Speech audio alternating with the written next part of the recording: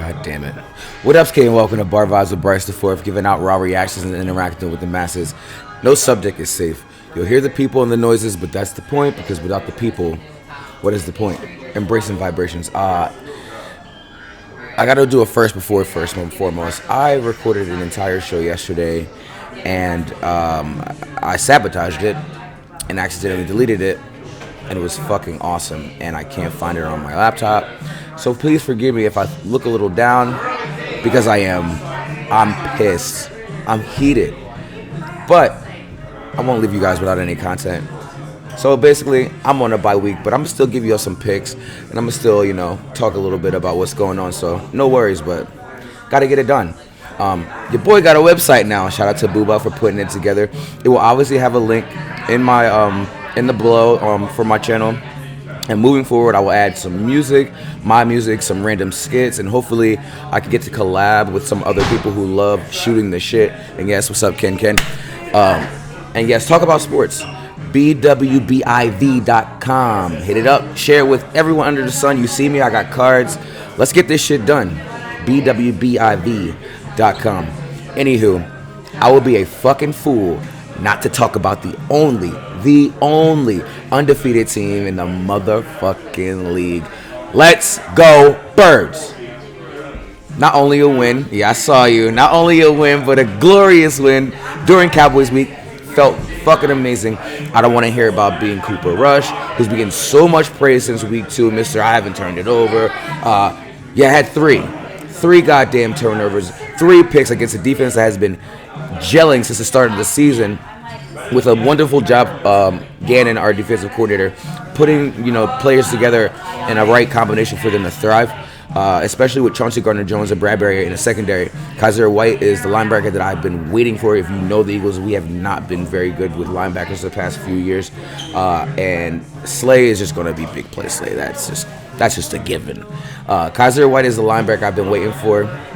As I said, because he's like that hybrid guy, where in the middle he can go sideline to sideline, but he doesn't mind putting his fucking face right in the middle of the line and stopping that run.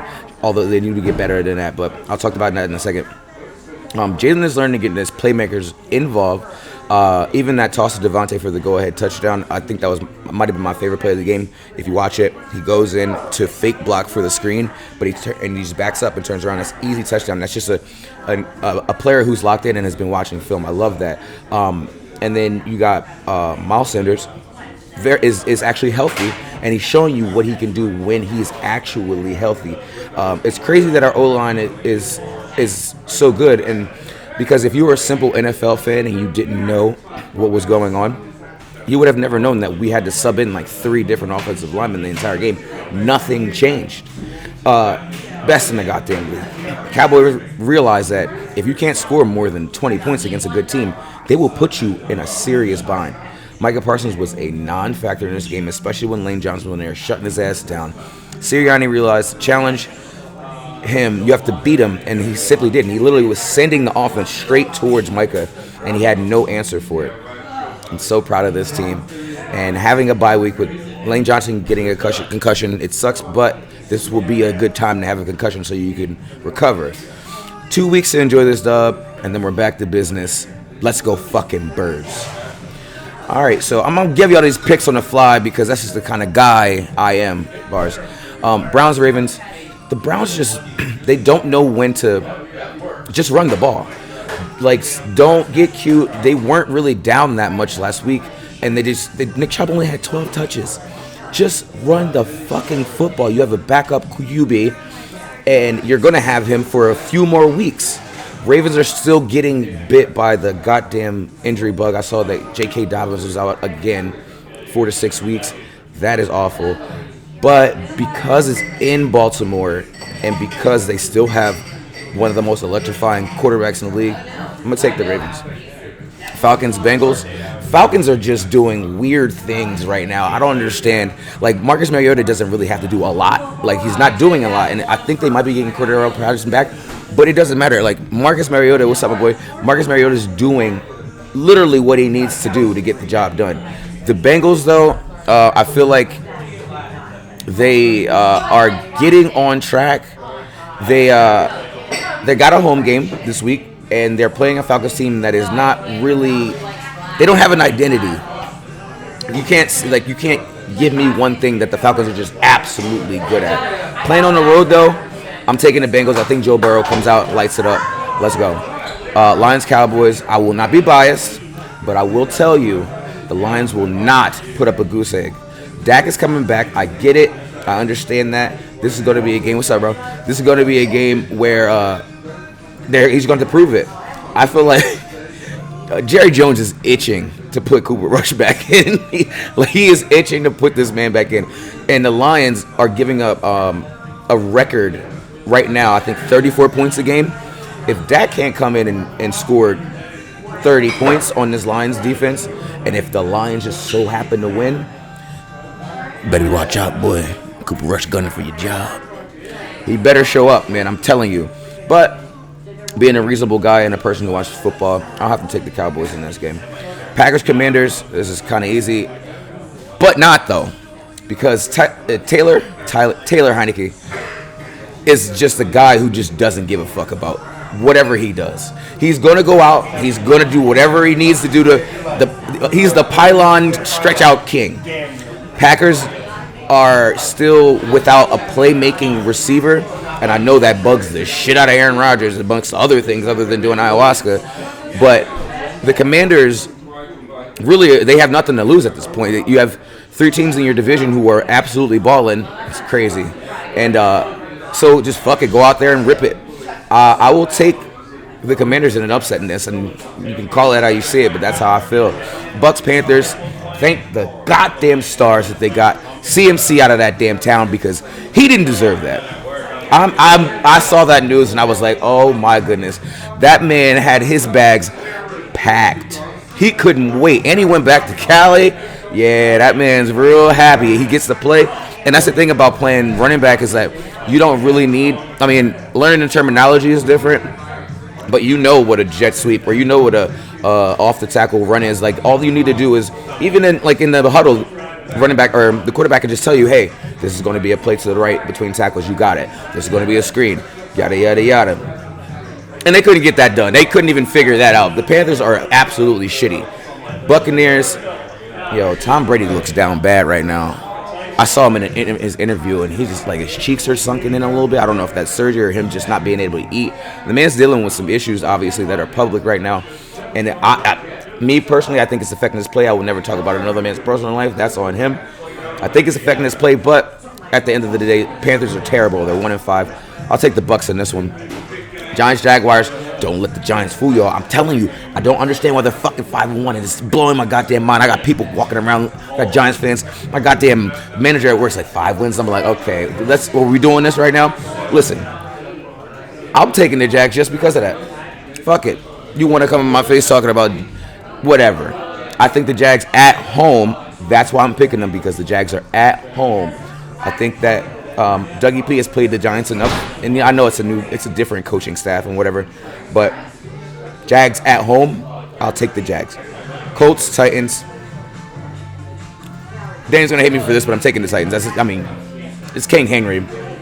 Colts are not good. They tied. So it was a joke. Part of my take. Shout out to part of my take. Where, because they're 3-2-1, and that's just a recipe for a bomb. That was their joke, not mine. I'm just giving them credit, but that's pretty funny. The Titans, I think that at home they can get it done against the Colts. The Colts, again, last week, they absolutely saved Frank Reich's job, and I hope he understands that week by week the GM is going to be looking at him, and the owner is going to be looking at him like, hey man, you can't be out here losing to the Jaguars every year. I know they won, but I'm just saying. The man hasn't beaten the Jaguars in Florida in 5 years. No, they did once. They're 6-1. Either way, the man's playing for his job. I think the Jaguars get it done, though. Texans, Raiders. The Raiders are the best 1-4 team I've ever seen in my entire life. I watch their games, and I'm like, oh, yeah, they got a chance here. And then they just fumble the goddamn bag, literally. I have no clue why they are not 3-3, or at least 2-3. What are you 2-4? Like, they blow games either. Like, it's interesting to hear like you blew a game in the first half, because then you're playing from behind all the time. the Texans, they ain't got nothing to lose, man. They know they're going to have a high draft pick. The Raiders at home, please do not fuck this up because I'm going to bet on them. Something tells me not to do it. I'm going to have a ticket with the Texans on it, but I'm taking the Raiders overall in this one. Jets Broncos for the 4 o'clock games. Jets, Jets. That's for you, Alex, if you're listening. Jets are putting things together. I'm liking this. I live with a Jets fan, and I was around when they were down bad. Like, they were down real bad. I don't know. Yeah, they were down real bad. But then they're also playing Mr. Limited. I'm calling him Mr. Limited. Mr. Let's ride to the goddamn canyon and drive off of it.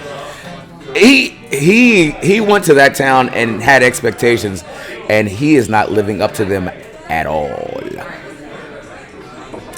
Nobody in that fucking city likes him, and I think he understands that. So when he does that, when he did that thing, when he like walked away, I was like, "Oh, look, let's ride." He knew that everybody was listening to that. If you're not winning, you can't win over the city. No matter how nice you seem or how cool you look or how many commercials you do for a sandwich that's not even on the market anymore because it went viral and everybody made fun of it. If you're not winning and you're not even scoring points or being competitive, they're not going to fuck with you, especially in a city like Denver. I'm gonna take the Jets. And that's not me being biased. I think the Jets are playing hard.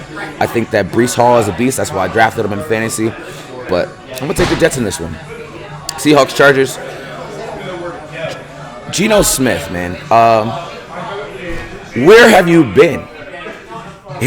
Geno Smith is the equivalent to the father that went out for milk and then he decided like, fuck it, I'm gonna go back to my family and be good again.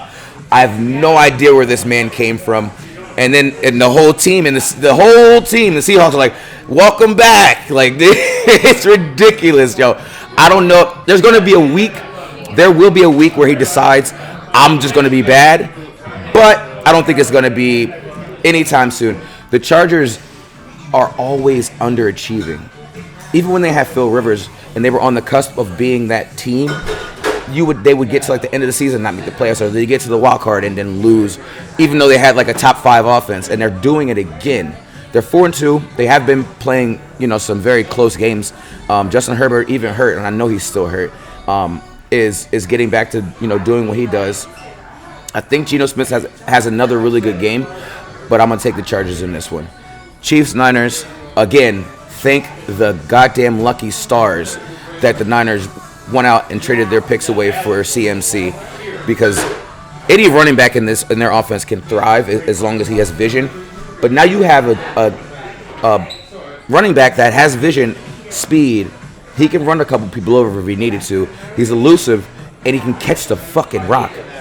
CMC, one of the only 2 players who had 1,000 yards rushing, 1,000 yards passing. The other person also played for the Niners. I'm just saying, these things happen. Yes, they are playing the Chiefs. Never said I was picking the Niners, but I was just giving CMC some love because I've been saying for weeks to get him the fuck out of North Carolina. But the Chiefs are going to win this game. They're playing in really nice weather. And I think last week after, that game against the Bills, I think the Chiefs are going to want to get up and try to, make people remember, like, hey, we're still the fucking Chiefs. So I'll take the Chiefs in a close game, though. Close game. And then Steelers, Dolphins. Got Tua back, and that's great for the Dolphins. I like that. But for me, I think that the Steelers might be riding really high after beating the GOAT, TB12. I think they're going to be riding high. Now, it's just a matter of, has Tua been able to stay grounded and not worry about what people are saying about him getting these concussions and yada, yada, yada. Like, the Dolphins they had 3 weeks straight where the starting quarterback didn't finish the game. And so I hope he's well, but something tells me that the Steelers are going to somehow pull out a win against the Dolphins. I don't know, what's going on with Kenny Pickett, but either way, I just feel like, and first of all, Mitch Trubisky came in and was like, yeah, y'all should have never fucking benched me. How about that? Catch me outside, dickhead. But no, I think the Steelers pull this one out. Bears, Patriots. What a weird game. it's easy to say, hey, the Patriots are going to win because Bailey Zappi has been absolutely electric as a backup. And I wonder if I don't know, the status of Mac Jones' health. I could have looked it up, but again, I was very upset about losing my show. But I think in this game, it's pretty simple. The Bears had some success last week. Justin Fields, honestly, for me, had the best game I've ever seen him play. But I think that the Patriots are rolling, and with Bill Belichick teams, when they start rolling, no matter who is running that quarterback position. So in this game, I'm going to have to take the Pats. Anywho, it's a good fucking time to be a fan of Philly sports. I knew not to worry about the Fighting Phils as they continue to knock off really good regular season teams in each round. They handled the Braves, and now they're 1-1. That game the other night, it was hard. The first one was bomb, though, and now they're back in Philly, and you know how Philly gets down. I've already been told that the parking lots are just filled, and I know them people have been there since like 7 o'clock in the morning. Bryce Harper, you know his fucking name. He's leading everyone in postseason bangers. Him and Shorby, they're earning their goddamn paychecks right now. Sixers, I know it's 2 games. Don't you do this to me. Come on. Flyers came back the other day. Don't do this. Union in the playoffs. Sixers, don't be the odd person out. I'm just telling you, don't do it. I know it's 2 games. I get it. But my heart is very full. Liverpool with a clutch dub against a not-so-great West Ham squad to climb up in the Premier League table. Absolutely clutch. They look like a team that has actually played together for the first time in a few weeks. A lot of people don't realize just how injured they are, especially in the midfield. I'm glad that Thiago is back. They're still finding ways to win, and that's just because Klopp is a fucking great manager. I'm glad that he came back. I'm loving it. No Mickey D's. Up the Reds. Big up to the first state. Stay focused and be great. Take a sip. Much love from the kid. Enjoy your day. Enjoy life. Stay chill. Go bookmark my new website. It's bwbiv.com. Let's get it done.